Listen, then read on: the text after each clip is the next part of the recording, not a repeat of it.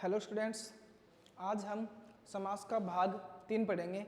2 भाग हम पढ़ चुके हैं, जिनमें पहला अव्ययभाव समास, दूसरा तत्पुरुष समास, नंबर 3 कर्मधारय समास, नंबर 4 द्विगु समास। ये 4 समास हम पढ़ चुके हैं। आज 5वां समास है अपना द्वंद्व समास। तो देखिए, द्वंद्व समास की परिभाषा होती है कि जिस समास में दोनों पद प्रधान होते हैं तथा विग्रह करने पर दोनों पदों के बीच में और का प्रयोग किया जाता है, और का प्रयोग किया जाता है, उसे द्वंद्व समास कहते हैं। जिस समास में दोनों पद प्रधान होते हैं, दोनों पद प्रधान होते हैं तथा विग्रह करने पर, जब हम समास विग्रह करते हैं तो समास विग्रह करते समय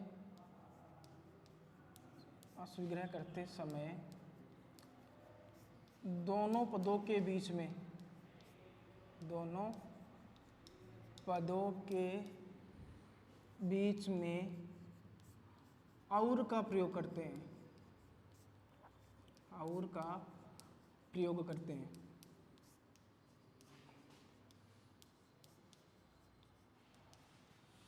और का प्रयोग करते हैं, उसे द्वंद्व समास कहते हैं।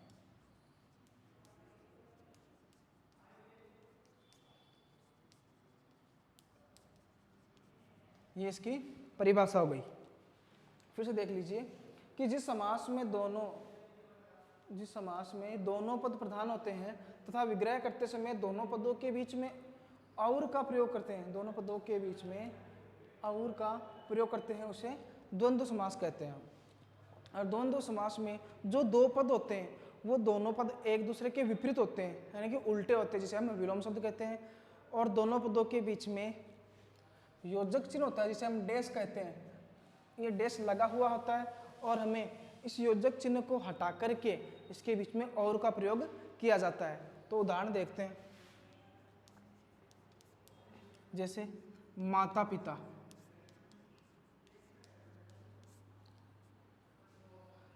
ये अपना क्वेश्चन है, समस्त पद है और इसका हम समास विग्रह करेंगे तो पहले दोनों पदों को देखेंगे कि इधर माता लिखा हुआ है, इधर पिता लिखा हुआ है, दोनों के बीच में योजक चिन्ह है, इसका प्रयोग किया गया है।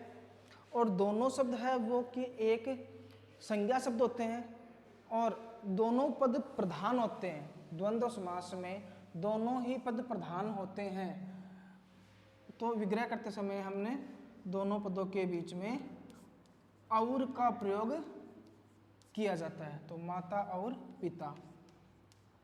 इसी प्रकार सत्य असत्य,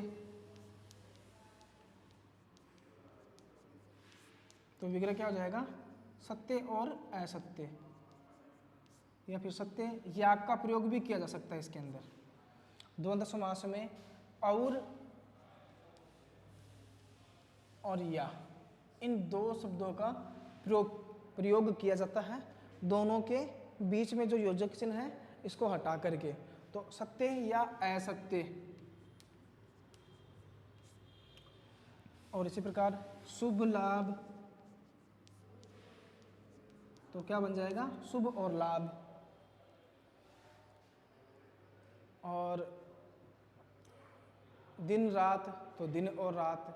दाल चावल, दाल और चावल। दाल बाटी, दाल और बाटी।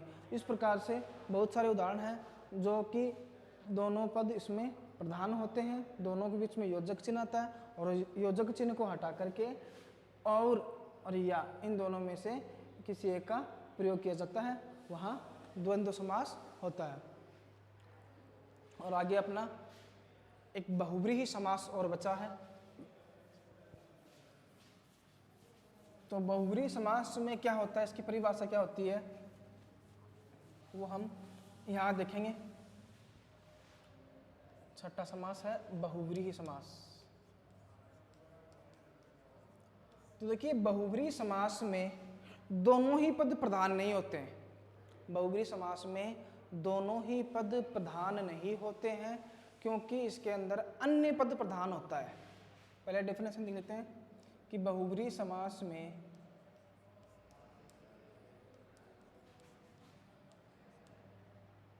दोनों पद प्रधान न होकर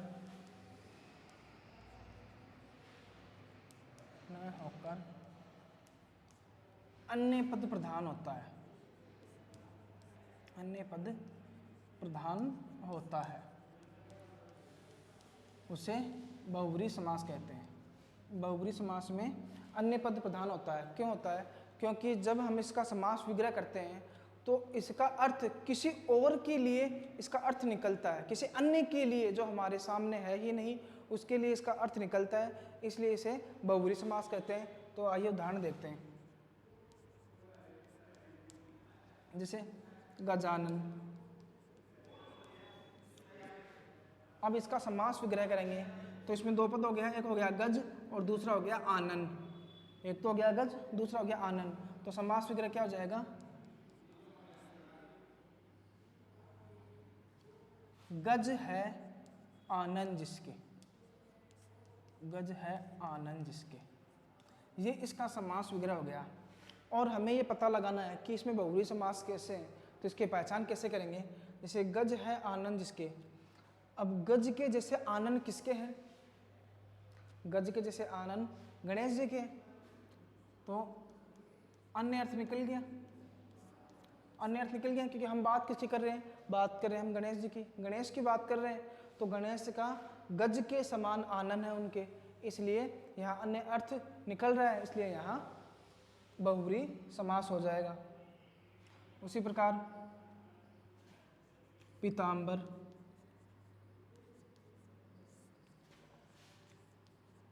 पीत है अंबर जिसके,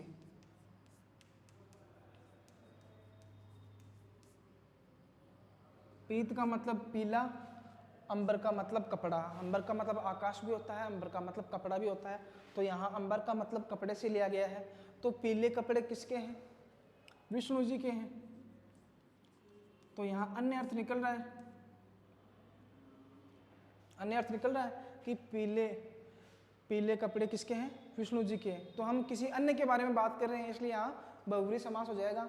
और एक बात मैंने आपको पहले भी बताई थी कि पीत का मतलब पीला होता है, लेकिन वो यहाँ हम लिख नहीं सकते। क्यों नहीं लिख सकते? क्योंकि समास के अंदर जो शब्द लिखा हुआ होता है वही शब्द यहाँ पर लिखा जाता है। तो यहाँ पर पीले है अंबर जिसके, ये न लिख करके यहाँ लिखा जाएगा पीत है अंबर जिसके।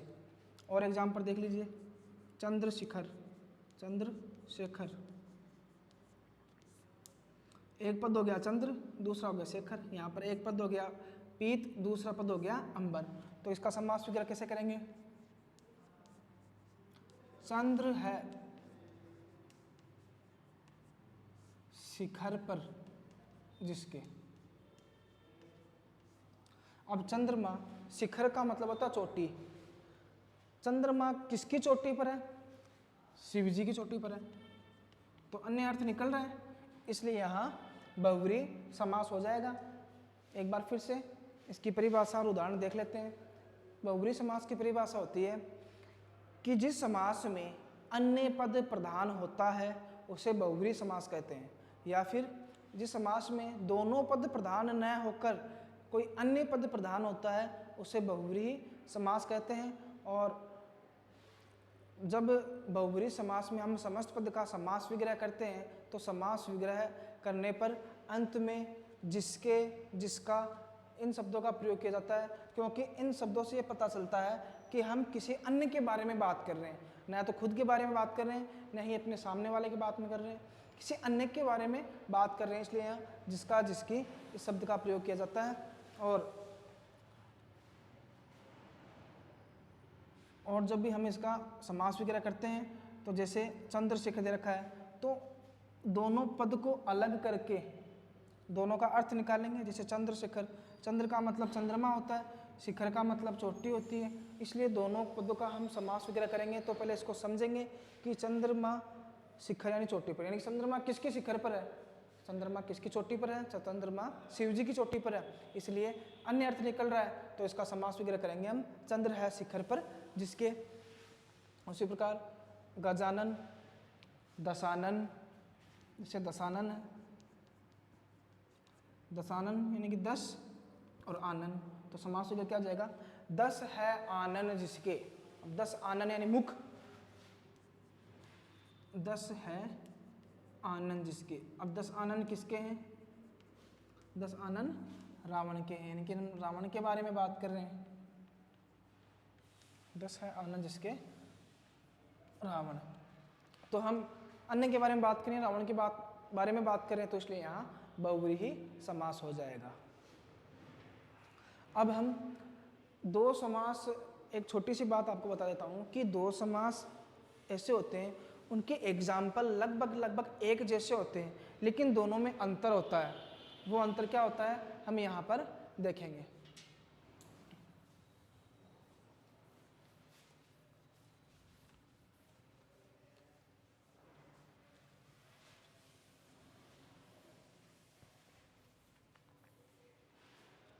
अब अपने पास दो समास है, एक है कर्मधारय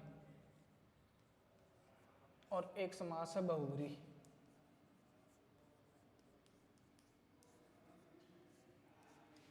इन दोनों के उदाहरण हैं वो लगभग एक समान होते हैं, एक एग्जाम्पल होते हैं जो दोनों में काम में लिए जा सकते हैं, लेकिन उनके अर्थ अलग होते हैं। जैसे अभी मैंने एक उदाहरण बताया था पीताम्बर बहुव्रीहि समास में, और एक पीताम्बर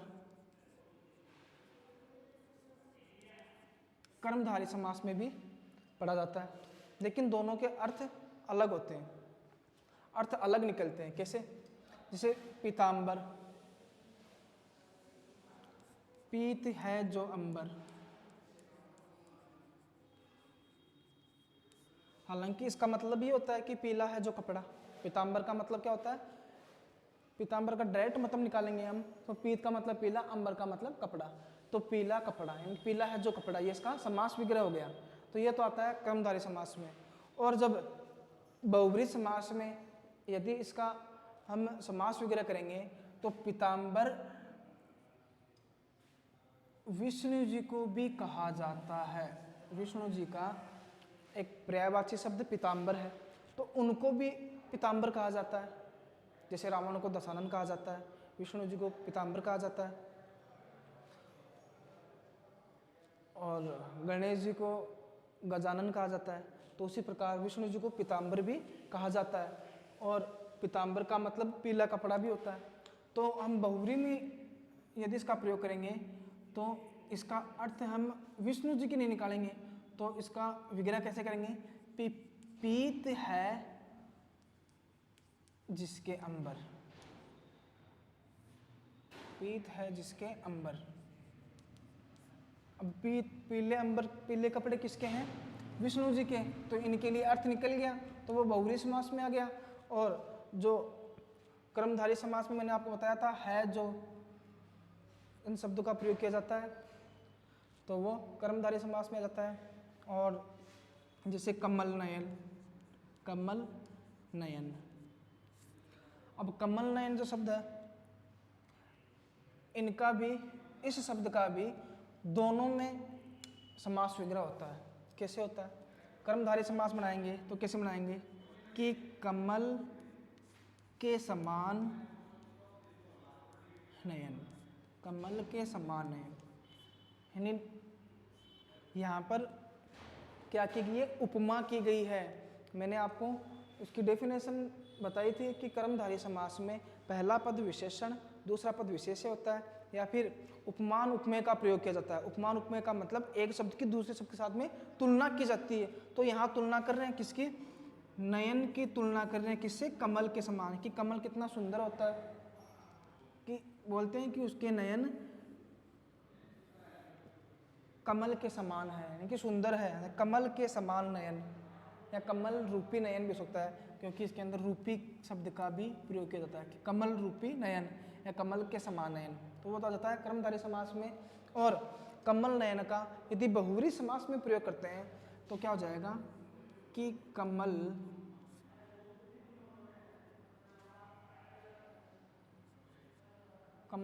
के समान नयन है जिसके, नयन है जिसके। अब कमल नयन हम किसको बोलते हैं? कमल नयन बोलते हैं कृष्ण जी को, पीताम्बर बोलते हैं विष्णु जी को, गजानन बोलते हैं गणेश जी को। उसी प्रकार कमल नयन बोलते हैं कृष्ण जी को, क्योंकि कृष्ण जी की आंखें हैं जो कि इन्हें तिरछी तिरछी तिरछी नज़र बोलते हैं, तो इसलिए इसको कमल नयन बोलते हैं। कमल के समान उनकी आंखें बहुत ही सुंदर है, इसलिए कमल नयन भी बोलते हैं कृष्ण जी को। और इसका बहुब्री समास में समास वगैरह करते हैं तो हो जाएगा कमल के समान नयन है जिसके, कमल जैसे नयन है जिसके। तो इन दोनों समास में ये अंतर है। और एक बात और देख लेना कि यदि आपके पास एक शब्द आ गया पीताम्बर और पूछ लिया कि पीताम्बर में कौन सा समास है, और आपके पास में ऑप्शन है कर्मधारय समास, बहुब्री समास, द्विगु समास, द्वंद्व समास, यदि ऑप्शन दिया हुआ होता है तो पहली प्रधानता बहुब्री समास की होती है। ये बात नोट कर लेना, बहुत बार पूछी जाती है।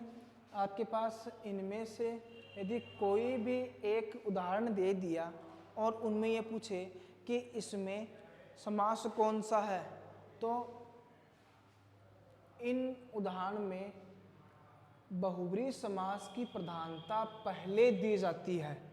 और बहुब्री समास आपको ऑप्शन मिले तब की बात है, और ऑप्शन में बहुब्री समास नहीं हो तब क्रमधारी समास होता है, और बिना ऑप्शन के क्वेश्चन पूछा जाता है तब आप दोनों में कोई भी लिख सकते हो। ये अपना समास का टॉपिक पूरा हो गया है। धन्यवाद।